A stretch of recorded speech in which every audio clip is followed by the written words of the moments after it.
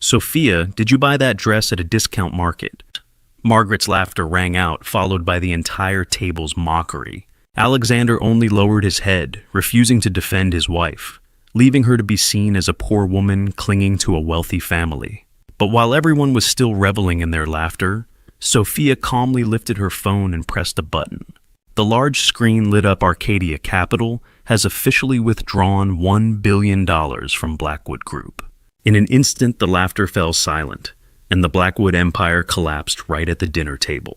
It started earlier that evening when Sophia stood in front of her closet staring at a row of simple dresses. She picked a plain navy one, knee-length, no frills. Her hand smoothed the fabric, hesitating just a second before she slipped it on. No makeup, hair pulled back in a low bun. She looked in the mirror, her face soft but serious, like someone who'd learned to carry weight quietly. She wasn't trying to impress anyone. She never did. But that night, as she walked into the Blackwood estate, the air felt heavier than usual. The chandeliers gleamed, the marble floors shone, and the guests dripping in designer labels turned their heads. Not to admire her, but to size her up.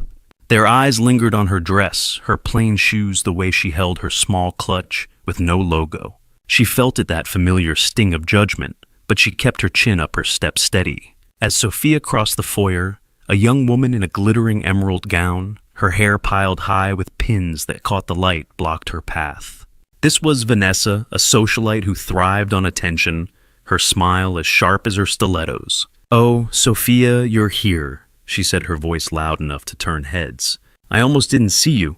You blend right into the wallpaper." The group around her snickered, their eyes darting between Vanessa and Sophia. Vanessa leaned closer, her perfume overwhelming. "Maybe next time, borrow something from Margaret's closet. You know, to look like you belong."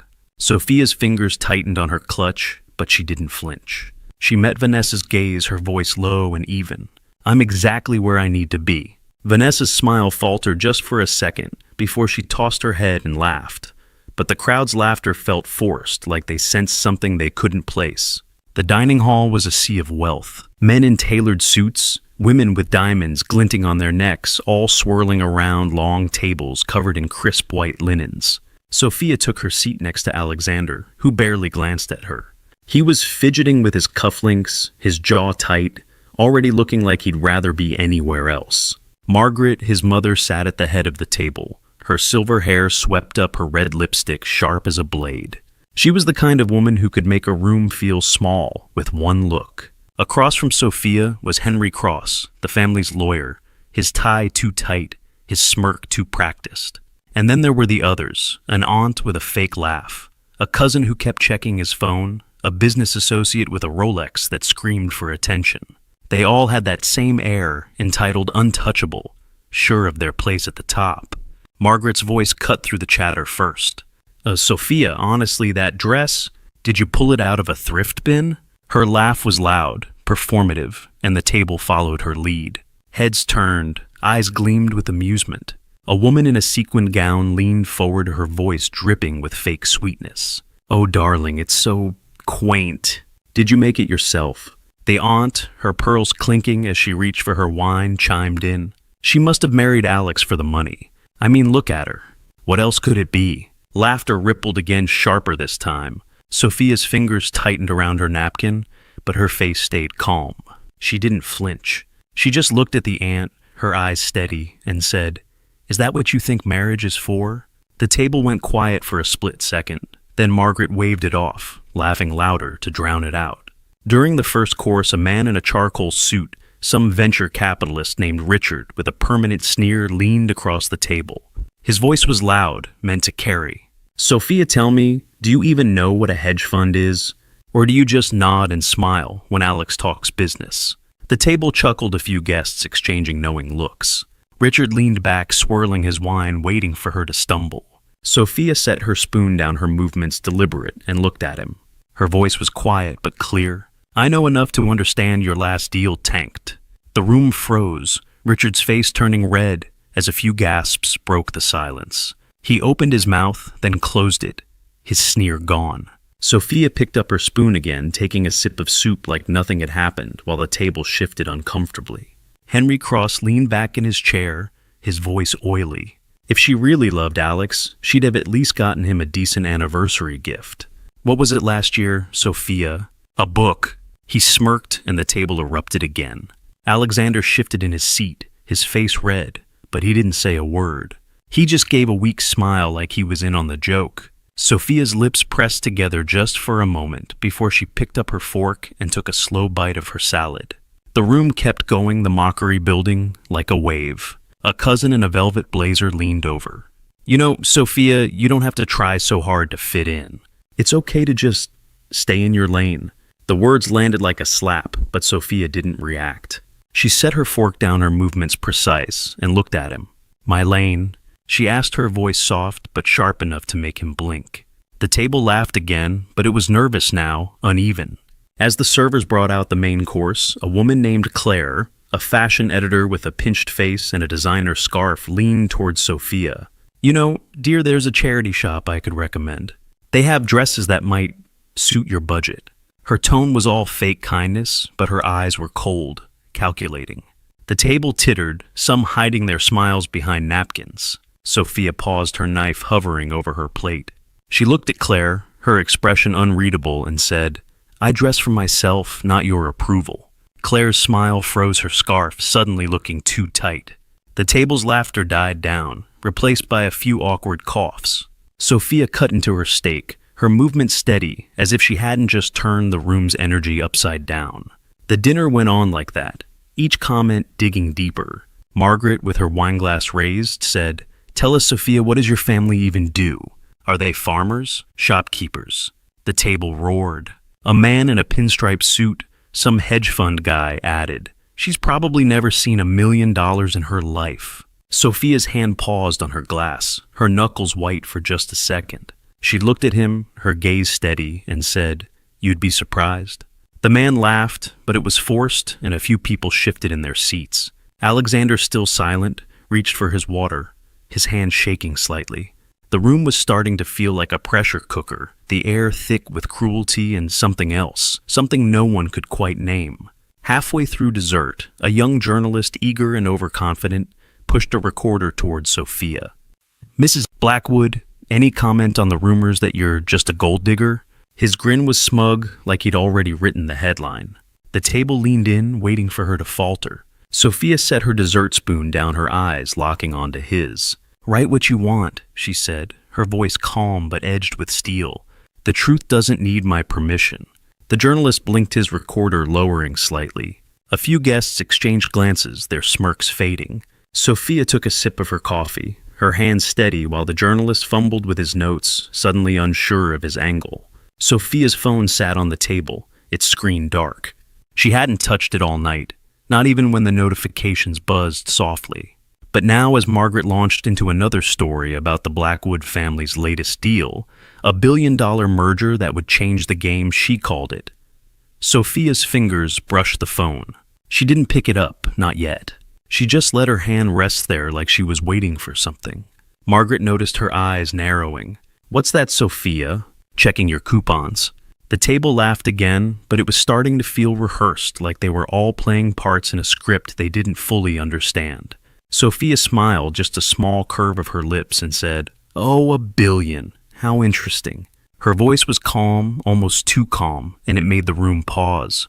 Margaret didn't like that pause. She leaned forward, her voice sharp. What would someone like, about numbers like that? The table waited, expecting Sophia to shrink. Instead, she looked at Margaret, her eyes clear, and said, More than you think. The laughter came again, loud and mocking. But it was different now. A few people glanced at each other, unsure. Henry Cross coughed, adjusting his tie. The aunt rolled her eyes, muttering something about delusions. But Sophia just leaned back in her chair, her hands folded in her lap, like she was watching a play she'd already seen the ending to.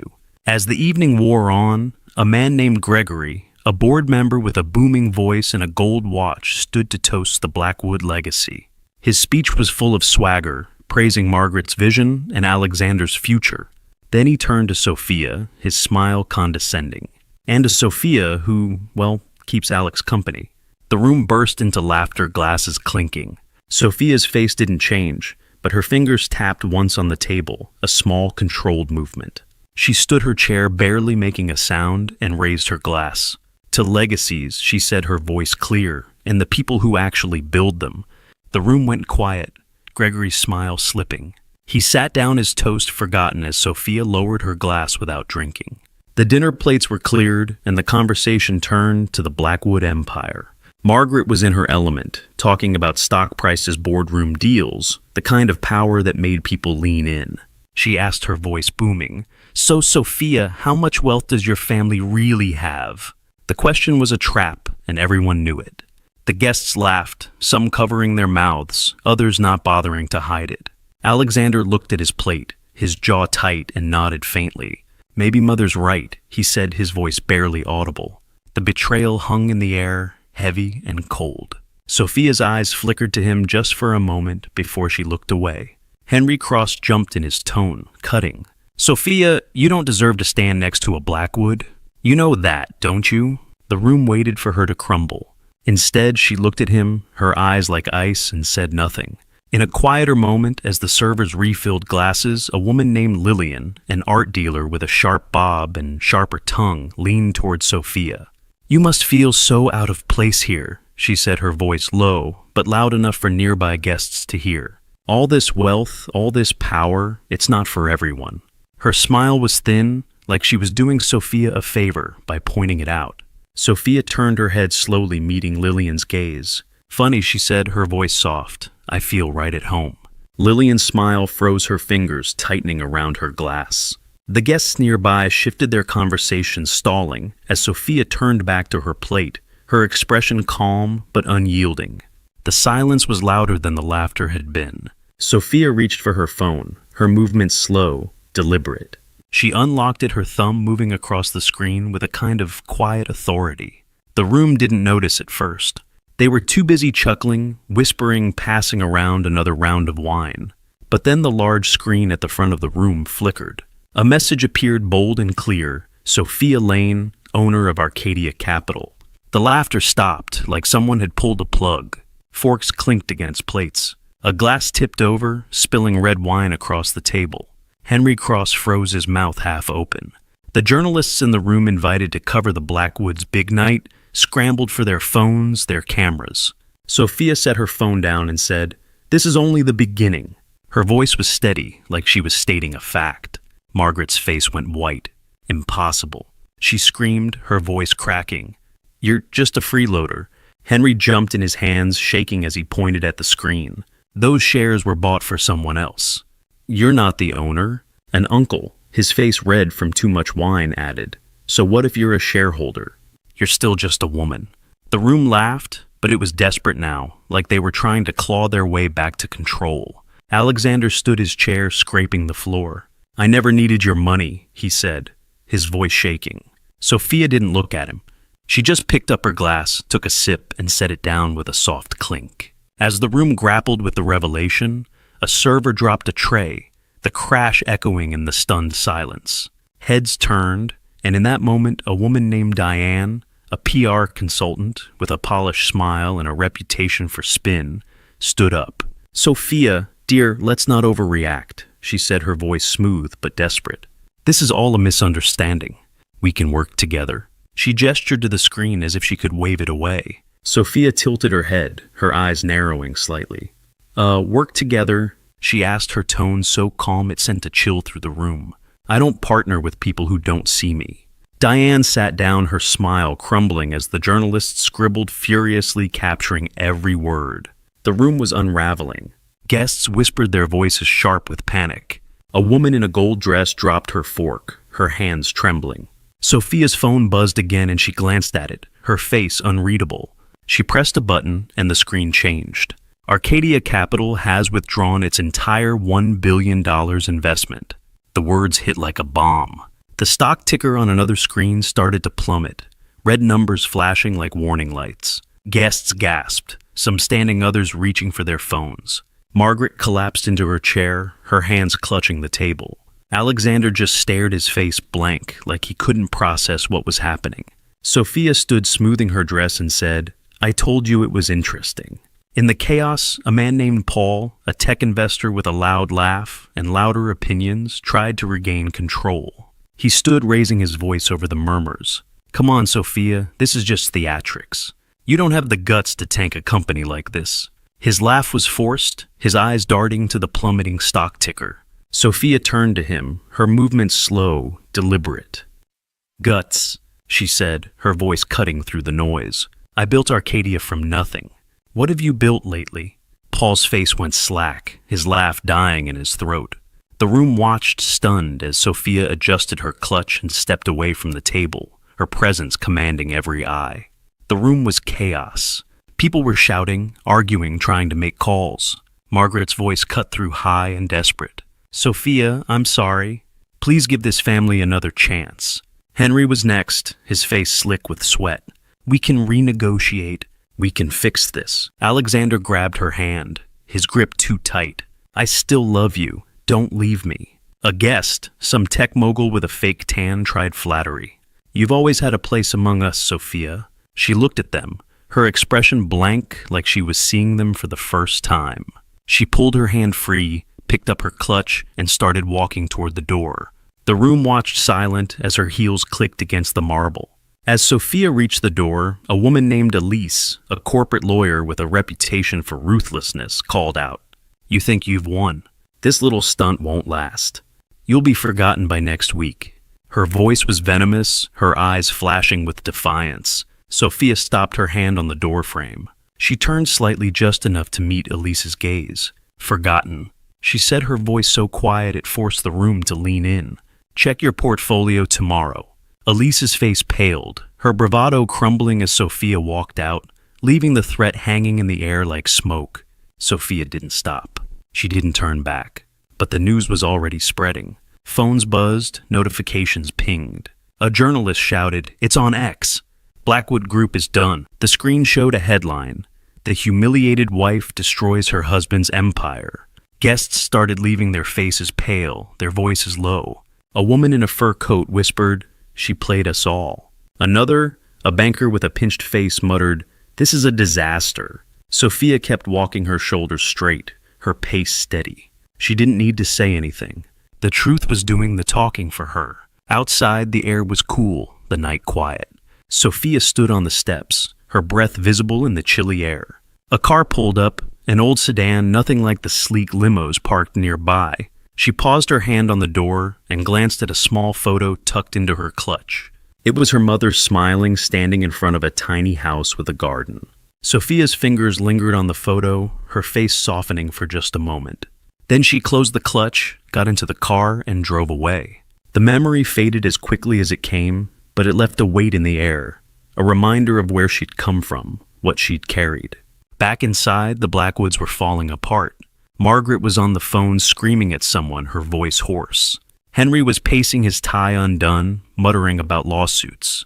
Alexander sat alone at the table, his head in his hands. The guests who stayed were whispering their alliances, shifting like sand. A young woman, some influencer with 1 million followers, posted a video online calling out Margaret's cruelty. It went viral in minutes, the comments flooding with support for Sophia. The aunt, the one with the pearls, got a call from her sponsor they were pulling out. The cousin, the one with the velvet blazer, was already trending for all the wrong reasons, his smug face plastered across X. In the days that followed, Sophia was in a boardroom, her presence quiet but undeniable. A man named Victor, a rival executive with a nervous habit of tapping his pen, hesitated before speaking. "Ms. Lane, we underestimated you," he said, his voice low. The other executives nodded their eyes, avoiding hers. Sophia leaned forward and her hands folded on the table. "Most people do," she said, her tone matter-of-fact. She slid a contract across the table, her signature already on it. Victor took it, his hands unsteady, and the room exhaled like they had been holding their breath. Sophia didn't smile. She just nodded her authority, filling the space without a single raised voice. Sophia didn't see any of it. She was in her car driving through the city, the lights blurring past. Her phone buzzed again, but she didn't check it. Instead, she pulled into a quiet diner, the kind with flickering neon signs and sticky tables. She ordered a coffee black and sat by the window watching the street. A man walked in his suit, expensive but understated, his face kind but serious. He slid into the booth across from her, setting a folder on the table. You did it, he said. Anidane Dedesticon, his voice low. Arcadia's signed with us. Sophia nodded her fingers, tracing the rim of her cup. Good, she said, and that was all. The man Ethan was the CEO of the rival company. He'd been watching Sophia for years, not just as a business partner, but as something more. He reached across the table, his hand brushing hers. You didn't have to do it alone, he said. She looked at him, her eyes softening, but she didn't pull her hand away. I did, she said, her voice quiet but firm. But I'm not alone now. Ethan smiled, just a small one, and the moment felt like a promise, something real and steady in the middle of the chaos. The next day, the news was everywhere. Blackwood Group was delisted, its stock worthless. Margaret's face was on every outlet, her empire in ruins. Henry was fired, his name blacklisted in every major firm.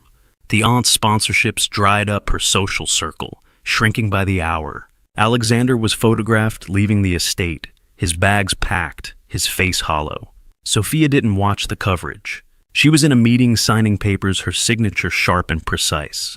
The room was full of executives, all of them deferring to her, their voices respectful, their eyes careful.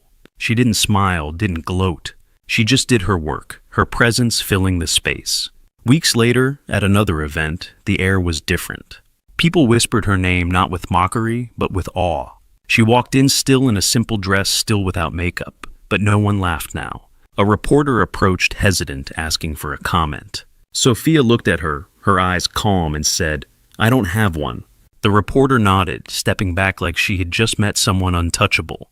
Ethan was there, standing a few feet away, watching her with a quiet pride. The room felt alive, electric, like everyone knew they were witnessing something rare. But the Blackwoods weren't done. At one last gathering, a desperate attempt to save face, Margaret stood up, her voice shaking. You'll die alone, Sophia. No one loves you. Henry, his career in ruins, added, They only follow you for your money. Alexander, his eyes red, whispered, You'll regret this. A guest, some fading socialite, chimed in, The cold CEO will never be happy. The room went still, waiting for Sophia to break. She didn't. She stood there, her hands steady, her face unreadable. She looked at them one by one, and then turned to leave. The silence was deafening. At the back of the room, Ethan stepped forward. He didn't raise his voice, didn't make a scene. He just took her hand and said, We're not just partners. I want to build a real family with you. The reporters went wild, cameras flashing, phones recording. Sophia didn't smile, but her eyes softened, and she squeezed his hand. The room erupted in applause, not for show, but for her, for the woman who'd walked through fire and come out whole. She left with Ethan, her step steady, her head high. The Blackwoods stood there, broken and their empire gone, their voices silenced. Sophia kept moving forward. She didn't look back. She didn't need to. The truth had done its work, and she was free. For everyone who's ever been judged, overlooked, or silenced, this was her moment. It wasn't loud. It wasn't vengeful. It was just true, and that truth was enough. Where are you watching from? Leave a comment below and hit follow to walk with me through heartbreak, betrayal, and finally healing.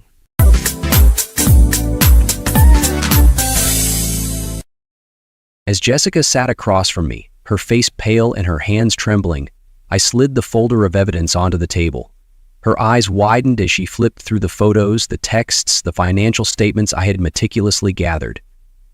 "What is this?" she stammered, her voice cracking. I leaned forward, my voice calm but cold. "This is your reality, Jessica, and it's time to face the consequences." "Huh." Now, the weight of her betrayal was clear in her expression, but she had no idea I had already secured everything: custody of the kids, the house, and my freedom. But before we dive deep into this story, let me know where you're watching from in the comments below. And if you love this tale of justice and redemption, don't forget to subscribe and hit the notification bell so you won't miss out on more gripping stories like this one. The soft glow of the computer screen cast faint shadows on the walls of Brandon McAllister's home office. This was his little world, filled with wires, monitors, and unwavering focus. Brandon sat at his desk, his fingers gliding across the keyboard, each rhythmic keystroke breaking the stillness of the night. Outside the window, the world slept under a star-filled sky, but he remained engrossed in his work. The clock read 9:37 p.m., but he paid no attention. Time seemed to melt away as he immersed himself in the pursuit of perfection, in every line of code, every solution, and every effort to provide for his family. In contrast, Jessica lived in a more dynamic world. She ran a successful fitness business, demanding just as much perseverance and effort. Yet her approach was entirely different. She tackled challenges with fiery enthusiasm, finding joy in social interactions and personal growth. Her desk was always tidy, her schedule meticulously planned, a reflection of her discipline and need for control. Meanwhile, Brandon's workspace was cluttered with notebooks and empty coffee cups, tangible evidence of quiet sacrifices made during long nights. The quiet of the late night was interrupted by a gentle knock on the door. Jessica's voice, calm yet serious, broke the silence. "Brandon? Can we talk?" Brandon glanced up as the door creaked open. Jessica stepped inside, her silhouette outlined by the hallway light. There was an unusual stillness about her, a calm that set his nerves on edge. She perched on the edge of the leather sofa, hands clasped tightly in her lap. She put up her hand inside, slipped a finger under the lip. "What's up?" Brandon asked, swiveling his chair to face her. His tone was casual, but his eyes narrowed slightly, trying to read the emotions hidden in her guarded posture. Jessica took a deep breath, her gaze fixed on the floor. "I've been thinking about our marriage." Brandon's stomach tightened. He leaned forward, resting his elbows on his knees. "Okay," he said cautiously. "What about it?" "I need freedom," she said, her voice soft but resolute. He blinked, caught off guard. "Freedom? What are you talking about?" Jessica finally looked at him, her eyes searching his. "I feel trapped. I need to grow, to explore. I think we need space in our relationship. I want to experience life with other people." The words landed like a physical blow. Brandon froze, his mind scrambling to process what he had just heard. His jaw clenched and his hands balled into fists on his thighs. "You're saying you want to sleep with other men," he said, his voice low, almost a whisper. Jessica flinched but held her ground. "It's not just about that. It's about finding myself again. Our marriage, it feels stagnant." Brandon shot to his feet, pacing the small room. "Stagnant," he echoed bitterly. "Because I've been working late? Because I'm trying to give us a better life? That's what you're calling stagnant?" But she said nothing, simply replying whatever she had spoken before, but spoken without thinking, in an ominous tone. "That's not what I meant," she replied, her voice defensive. "I just feel like we've lost our spark." "Fair enough." He stopped pacing and turned to face her, his eyes blazing. "And your solution is to sleep with other men, to break our vows?" Jessica stood abruptly, her calm facade cracking. "You don't understand. This is about my journey, my growth." "And what about me?" Brandon countered, his voice rising. "What about our children? What about the life we've built together?" Jessica's eyes filled with tears. "You've been so distant, Brandon. When was the last time we really connected?" He let out a hollow laugh, shaking his head. "So this is my fault? My hard work is the reason you want to destroy our marriage?" The room fell silent, the air thick with unspoken words. For a moment, neither of them moved, their breaths uneven, their gazes locked. Finally, Brandon spoke, his voice cold. "Get out of my office. I can't even look at you right now." Jessica hesitated, but then turned and left, the door clicking softly behind her. Brandon sank into his chair, head in his hands. The weight of her words pressed down on him like a crushing tide. How had it come to this? In the days that followed their explosive conversation, Brandon couldn't shake a gnawing feeling of unease. Jessica's behavior became more erratic. Long hours at the gym, hushed phone conversations, and a growing distance between them. At first he tried to dismiss it, chalking it up to their unresolved argument. But then, late one night, Her phone buzzed on the kitchen counter while she was in the shower. A text lit up the screen. "Can't wait to see you again. Last night was incredible. Tony." A shiny smiley face. Brandon's stomach churned as he stared at the message. His hands trembled slightly as he picked up the phone, his heart pounding in his chest. Scrolling quickly through the notifications, he found a string of messages, plans for coffee dates, compliments about her appearance, and suggestive emojis that left no room for misinterpretation. His worst fears were confirmed. Determined to uncover the full truth, Brandon began his investigation. Late at night, while Jessica slept soundly beside him, he accessed her email account, a password they had once shared during more trusting times. There, he found flirtatious exchanges with multiple men, some dating back months. Phrases like, "I love the way you make me feel," and "let's keep this between us," burned into his memory. As the days passed, Brandon noticed more patterns. Jessica's late gym sessions didn't align with her usual routine.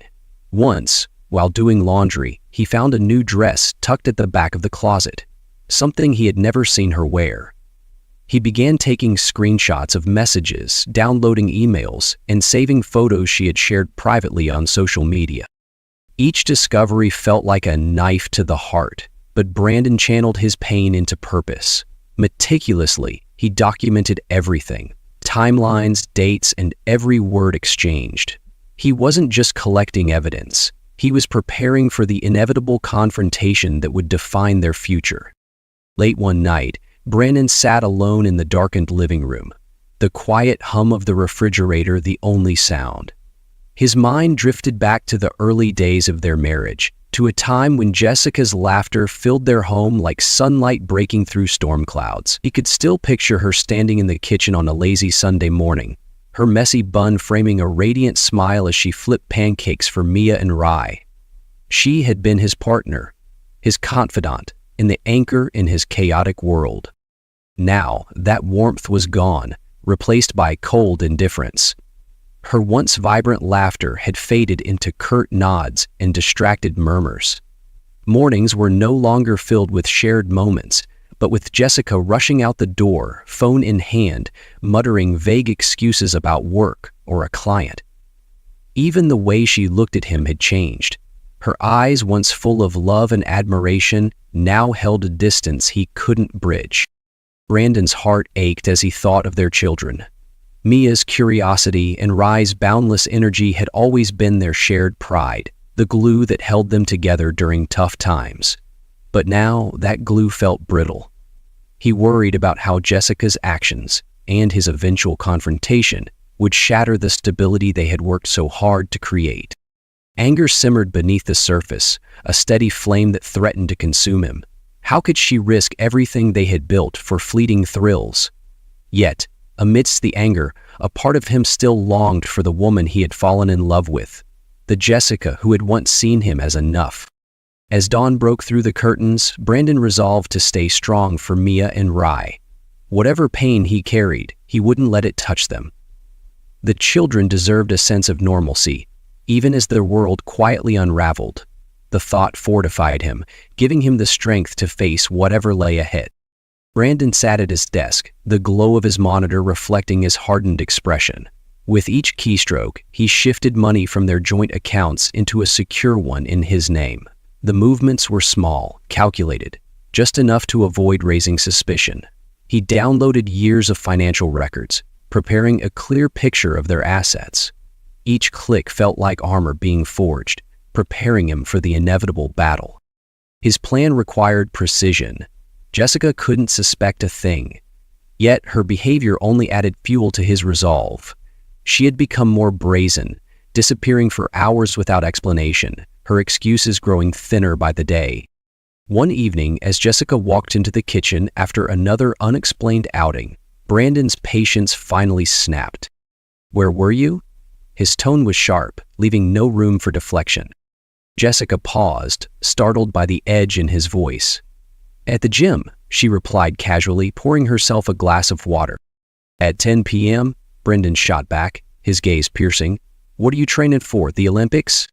Her hand froze mid-pour, but she quickly recovered. I had a client session that ran late. Why are you interrogating me? Because, Brandon said, his voice low but firm. I don't buy it. You act like something is real for Jessica glared at him, her frustration evident. You don't trust me anymore. Brandon let out a bitter laugh. Trust? That's rich coming from you. Her eyes narrowed. What's that supposed to mean? It means, he said, standing to meet her glare. I see what's going on, Jessica. I'm not blind. Jessica's face hardened, but she said nothing, her silence more damning than any denial. Brandon leaned closer, his voice cold. You want your freedom? Fine, but don't mistake my silence for stupidity. The tension hung in the air like a storm about to break. Jessica turned on her heel, leaving the room without another word. Brandon watched her go, his chest tight with anger and determination. Turning to him, later that night he accessed her computer, a space he had always respected as her domain. He found emails and social media messages, each one a new betrayal. There were flirtations, plans for meetings, even explicit exchanges. Brandon saved it all, creating a meticulous digital record. The next morning, over breakfast, Jessica tried to feign normalcy, but Brandon wasn't playing along. Busy day ahead? He asked, his voice deceptively casual. Jessica hesitated, sensing the trap. Just the usual. Why? Life. No reason, Brandon replied, his eyes never leaving hers. I just like knowing where my wife is. Her fork clattered onto the plate, but she quickly masked her irritation. I'm not doing this with you, Brandon. Good, he said, his tone icy. Because I'm done playing games. Meet with Jesse Dragonstark before packing a bag for the project. As Jessica left the house, Brandon felt a grim satisfaction. The cracks in her facade were growing, and he was ready to exploit them. He wasn't just preparing for legal action. He was preparing to reclaim control over his life. With every step, his resolve deepened. The truth would come out, and Jessica would face the consequences of her choices. The hum of the office seemed distant as Brandon sat hunched over his keyboard, pouring his frustration into his work. The project deadline loomed, but for the first time in weeks, he felt focused. Across from him, Ava leaned over her desk, her sharp eyes scanning a stack of code. You're a machine, Ava said, breaking the silence. She smiled warmly, brushing a strand of hair behind her ear. How do you manage to churn out ideas like this under pressure? Brandon glanced up, startled by the genuine admiration in her tone. I guess it's easier to focus on work than other things, he said, his voice trailing off. Ava's brow furrowed slightly, her gaze softening. Rough time at home? He hesitated before nodding. You could say that. It's been challenging. Well, if it's any consolation, Ava said, her voice steady, you're doing incredible work. It's not just the coding, it's the way you lead the team, how you stay calm when the rest of us are ready to throw our laptops out the window. That kind of focus is rare. Their words landed like a balm to his wounded pride. For so long, Brandon had been drowning in Jessica's betrayal, questioning his worth as a husband, a father, and a man. But here was Ava, someone who saw value in him without ulterior motives. He found himself comparing the two women. Jessica, once a source of light in his life, had become a storm of deception and selfishness. Her words, once loving, were now sharp and dismissive. In contrast, Ava's presence was grounding, her compliments sincere. She wasn't trying to manipulate or distract him, she was simply acknowledging his worth. Thanks, Ava, he said, a small smile tugging at his lips. I needed to hear that. She returned the smile, her eyes sparkling. Anytime, you're not just good at what you do, Brandon, you're one of the best. Don't forget that. As she turned back to her work, Brandon sat in silence, a new feeling stirring within him. It wasn't just gratitude for Ava's words. It was the realization that he deserved better. Better than Jessica's lies. Better than a one-sided marriage. Ava's genuine kindness reignited a confidence in him that had long been dormant. For the first time in weeks, Brandon felt a glimmer of hope.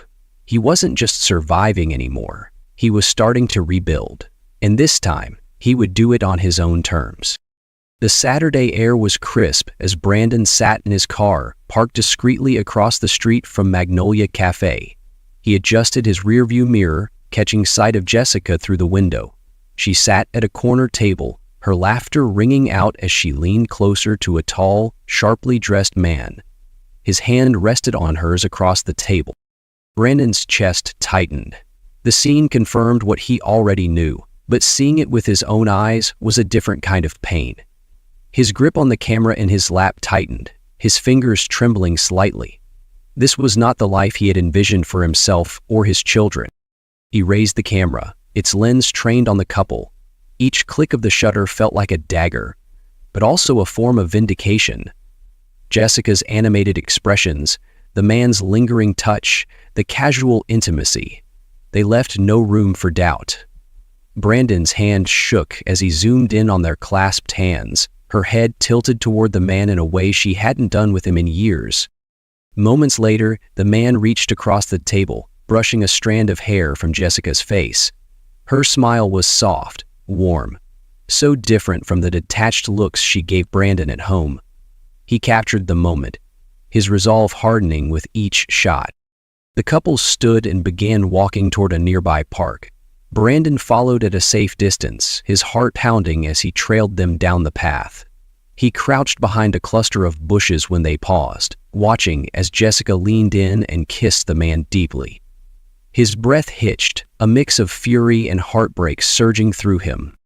This was it, the proof he needed. Carefully, he snapped one last photo before retreating to his car. As he drove home, a grim determination settled over him. Jessica's betrayal was undeniable, and now he had the evidence to confront her and take control of the situation. Brandon sat at the kitchen table, sipping his coffee, his movements measured and calm. Jessica entered the room, her phone in hand, her expression guarded. He glanced up, a faint smile tugging at his lips, a smile that didn't quite reach his eyes. "Morning," he said, his voice smooth, almost too casual. Jessica hesitated, sensing something different about him. "Morning," she replied, sliding into the chair across from him. She listens as he talks. He took another sip, setting the mug down deliberately. "You know," he began, his tone light but laced with a subtle edge. "Ava had some great ideas for the project yesterday. We stayed late hashing them out." Jessica froze for a fraction of a second before recovering. Her tone clipped. "Eva?" "Yeah," Brandon replied, his eyes meeting hers with unsettling intensity. "She's brilliant. It's refreshing to work with someone so passionate about what they do." Jessica forced a thin smile, her fingers tightening around her coffee mug.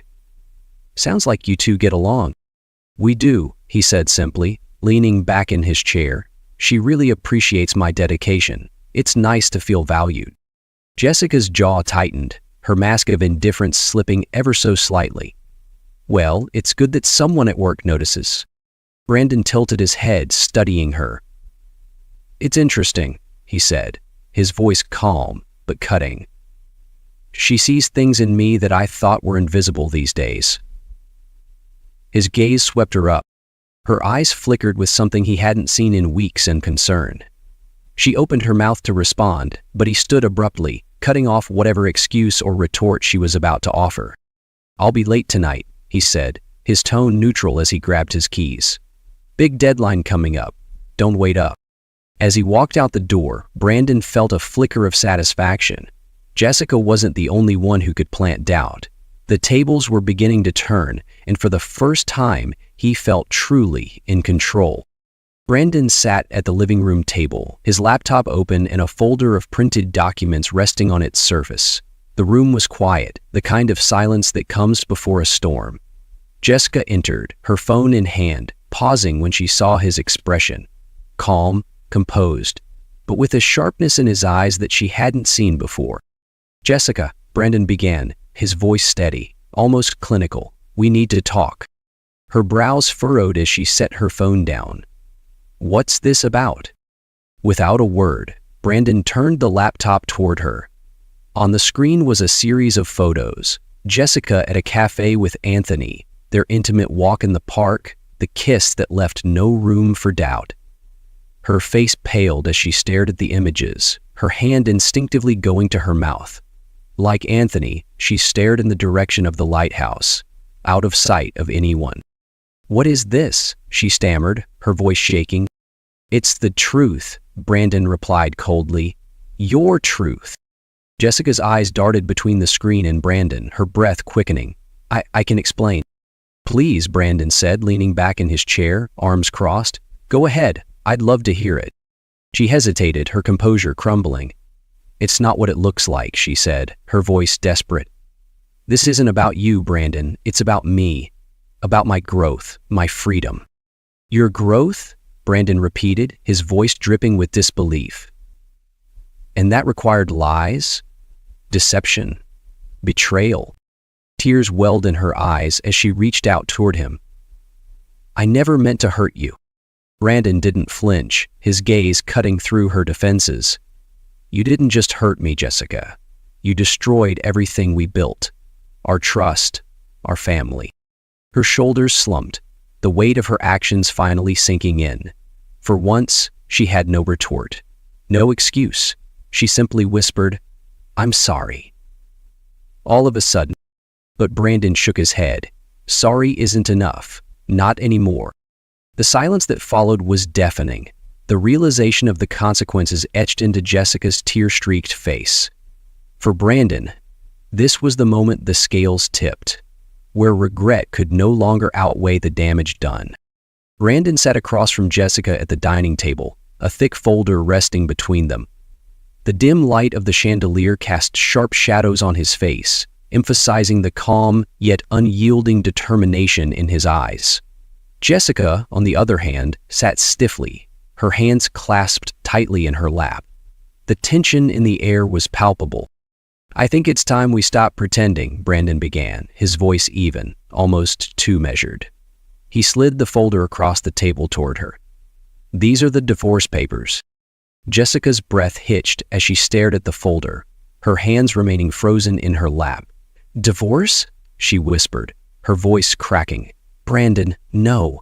We can fix this. We can—" "No," Brandon interrupted, his tone firm but devoid of malice. "We can't fix this, and I won't pretend that we can. What you've done, what you've chosen, has consequences."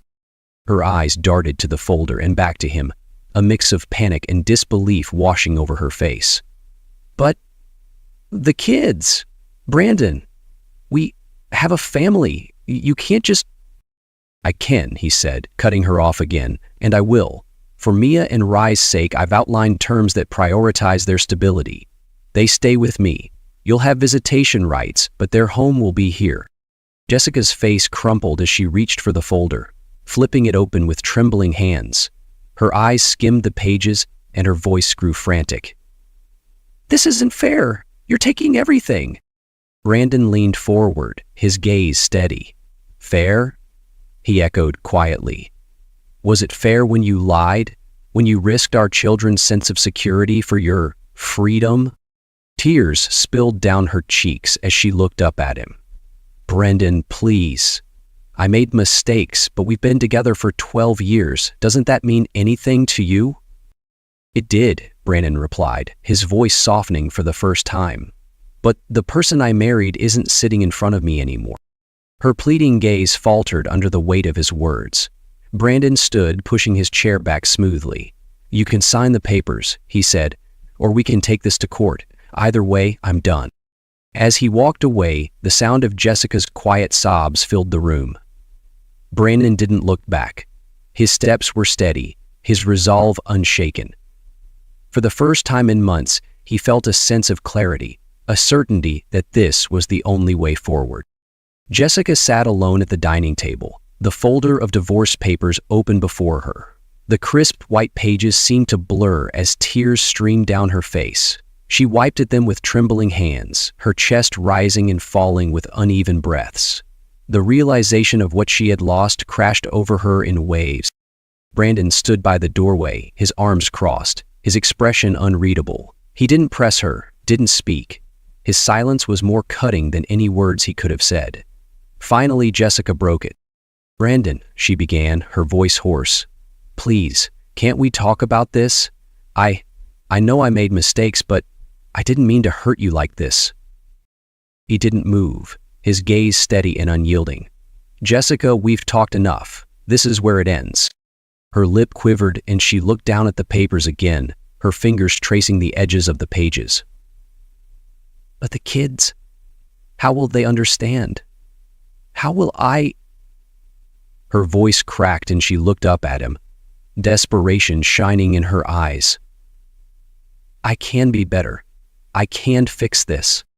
Brandon exhaled, his tone calm but firm. "It's too late. This isn't just about me. It's about what's best for Mia and Rye. They deserve stability. They deserve better than this." Jessica's shoulders slumped as her strength gave way to the weight of her choices. Her hand reached for the pen beside the folder, but she hesitated. "I didn't want it to end like this," she whispered, her voice barely audible. "And yet, here we are," Brandon said quietly, the sadness in his tone barely masked by his resolve. Jessica's hand shook as she signed the papers, each stroke feeling like a nail in the coffin of their marriage. When she finally set the pen down, she let out a shuddering sob, burying her face in her hands. Brandon didn't react. He picked up the folder, glanced at the signature, and nodded. "Thank you," he said simply, then turned and walked away, leaving Jessica alone with the echoes of her defeat. The soft hum of the dishwasher filled the quiet kitchen as Brandon sat with Mia and Rye at the dining table. A plate of untouched cookies sat in the center, but neither child seemed interested.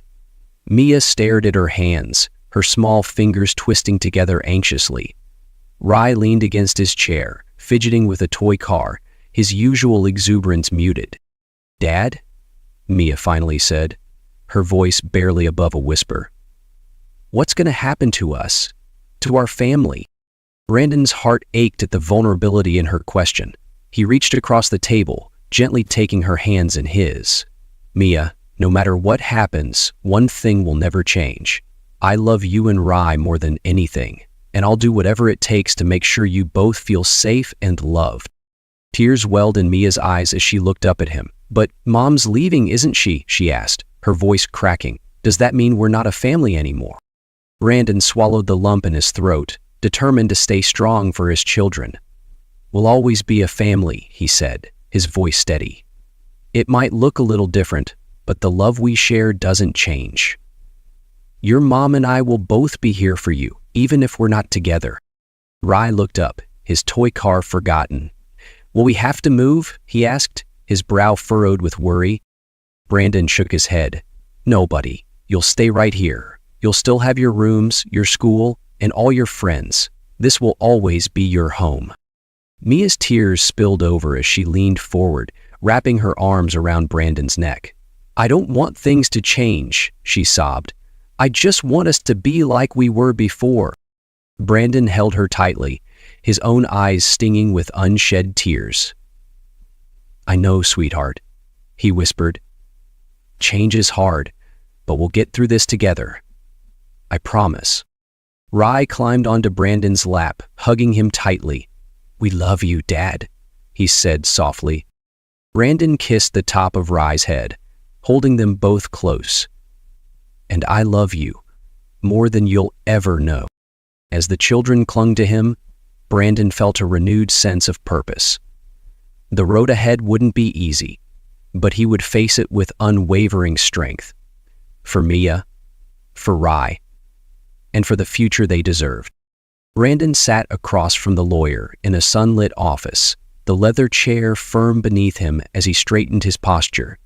Papers were spread across the desk, financial records, printed screenshots of messages, and photographs detailing Jessica's infidelity. The lawyer, a poised woman in her 40s with sharp eyes and a no-nonsense demeanor, flipped through the documents with precision. When she looked up, her expression was confident. "Mr. McAllister, you're in a very strong position here," she began, her tone professional but reassuring. The evidence of your wife's infidelity, combined with your financial stability and the steps you've taken to protect your assets, puts you at a clear advantage. Courts prioritize the best interests of the children, and given your role as the primary provider and the stability you can offer, securing primary custody is highly likely. Brandon exhaled, the tension in his shoulders easing slightly. "And Jessica?" he asked, his voice steady but cautious. The lawyer nodded, understanding his concern.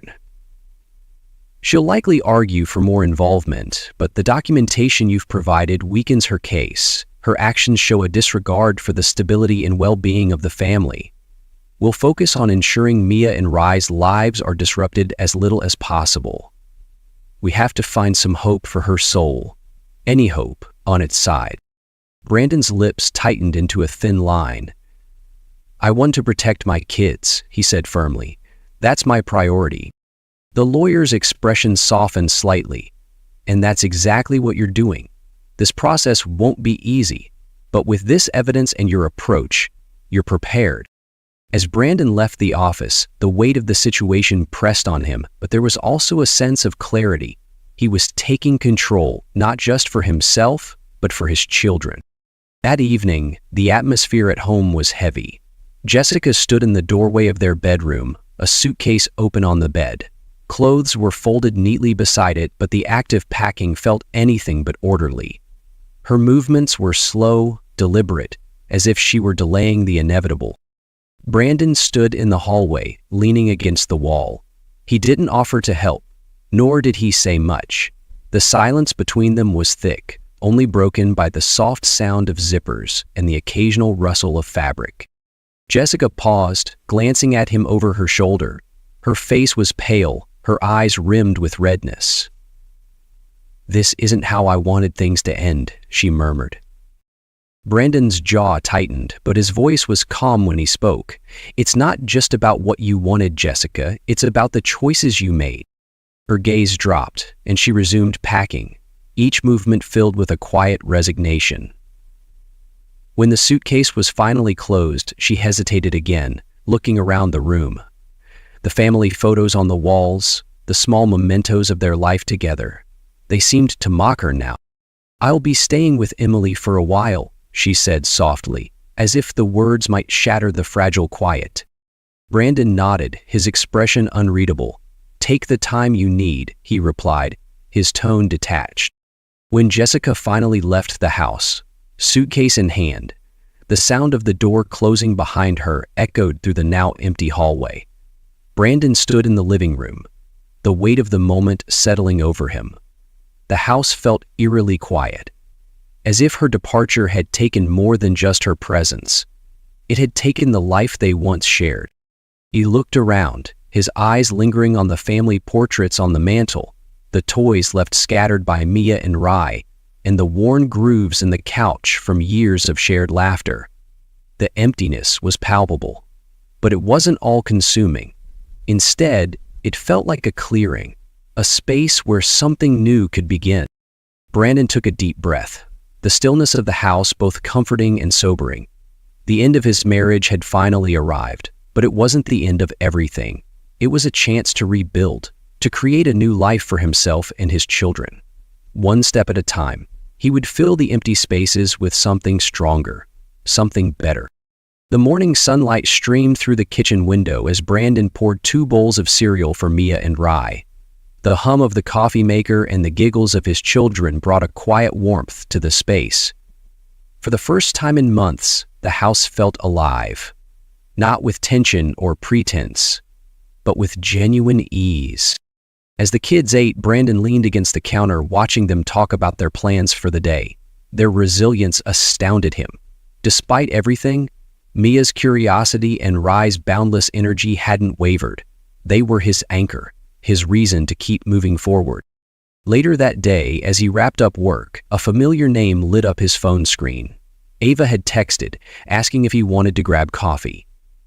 Brandon hesitated for a moment before replying with the simple, "Sure, let's meet." At the cafe, the conversation flowed effortlessly. Ava's kindness and humor brought a sense of normalcy Brandon hadn't realized he missed. As they laughed over a story about a glitch in their recent project, she looked at him thoughtfully, pausing. "You seem, lighter," she said, her voice gentle. "Like you're starting to find your footing again." Brandon nodded, a small smile tugging at his lips. "I think I am. It's been a journey, but the kids keep me grounded. And," he paused, glancing at her, "having good friends helps." Ava's eyes sparkled as she smiled back. "Well, if you ever need another distraction, I'm always up for coffee. And terrible coding jokes."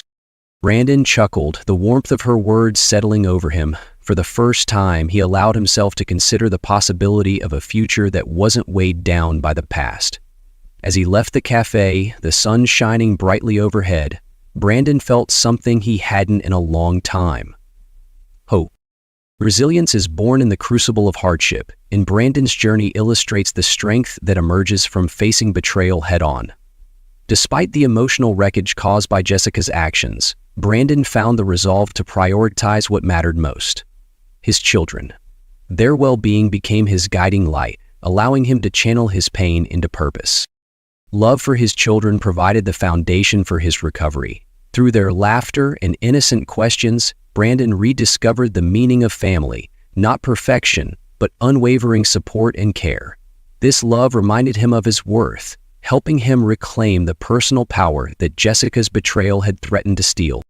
Finally, his story is one of rebirth. Brandon didn't just survive, he thrived, using the ashes of his past to build a stronger, more authentic future. His resilience, rooted in self-respect and love, paved the way for hope, renewal, and a brighter tomorrow. Brandon stood on the back porch, watching Mia and Rai chase each other through the yard. Their laughter carried on the warm evening breeze. The setting sun bathed the world in hues of gold and orange, a fitting backdrop for the sense of peace that now enveloped him. "Dad?" Mia called, running up to him with a wide grin. Her cheeks were flushed, her eyes sparkling. "Come play tag with us." Brandon chuckled, setting down his coffee mug. "All right, but I'm warning you, your old man's still pretty fast." As he joined them, the sound of their laughter filled the air, a melody more soothing than any words could be.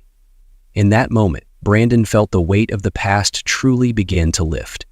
His heart, once burdened with anger and pain, now held only determination and love. Later, as the children sat beside him on the porch, tired but happy, Mia leaned her head against his arm. "Dad," she whispered, her voice soft but certain, "we're going to be okay, right?" Brandon looked down at her, brushing a strand of hair from her face. "We're not just going to be okay, sweetheart," he said with a smile. "We're going to be great. I promise." Mia smiled, her faith in him shining brightly, while Rai snuggled against his other side. In that quiet moment, Brandon felt a clarity and strength he hadn't known in months. The future wasn't without challenges, but it was full of possibility. A blank slate ready to be filled with love, growth, and laughter. As the first stars began to appear in the night sky, Brandon held his children close. Together, they were starting a new chapter, one built on resilience, love, and the promise of a brighter tomorrow.